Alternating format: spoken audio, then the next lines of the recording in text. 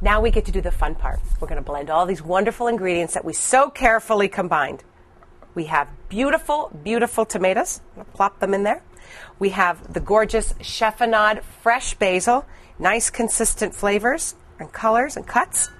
We have precious garlic. Now remember, we cut a bunch of it in advance because I'm going to use it a little bit later. So I'm going to start with a generous portion of garlic, but I'm going to reserve some in case I want to add more to taste or save it for my next ingredient.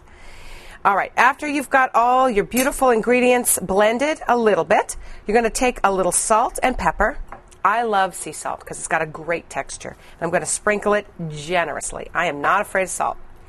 And a little bit of cracked black pepper. This I'm going to back off on just a little bit because the garlic has a bite enough of its own. Okay? I'm going to add some beautiful extra virgin olive oil. Now, I like extra virgin olive oil because it is very rich and the color is gorgeous. Ooh, but before I do that, I'm going to put in a little bit of balsamic. And I'll tell you why in a second. Balsamic is created in Italy in a region called Modena. And it is authentic. And it will say on the bottle that it's from Modena. So that's just a little tip if you're looking for authentic balsamic. Something brewed and blended in Modena. Okay? A nice, good, generous dollop of your balsamic. And then you're going to add your olive oil after. Add your fats last because it helps blend and combine it. And it helps make it nice and emollient. There we go. Plenty of it. I'm going to keep all these ingredients standing by and I'm going to blend it with my hands because after I taste it, I want to see if I need to add a little more of something to it. Okay? That is gorgeous. It's nice and wet.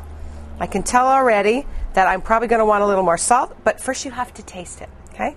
Take a nice chunk of it with a little bit of all the ingredients in it, a tomato, a piece of basil, and some nice garlic. You're going to just grab a little taste. You notice I didn't put it in my mouth. I mean, I didn't put my fingers in my mouth. All right. Actually, the salt is really good. I might just add maybe a little more garlic because I love it. All right, just a tad more. And after I let it blend for a little while, I'm going to set it aside. I'm going to leave it in either the refrigerator if I don't have an event for later, or if I have folks coming soon, I'm going to leave it out so it stays room temperature, give it a chance to meld, and get all those beautiful flavors blended together.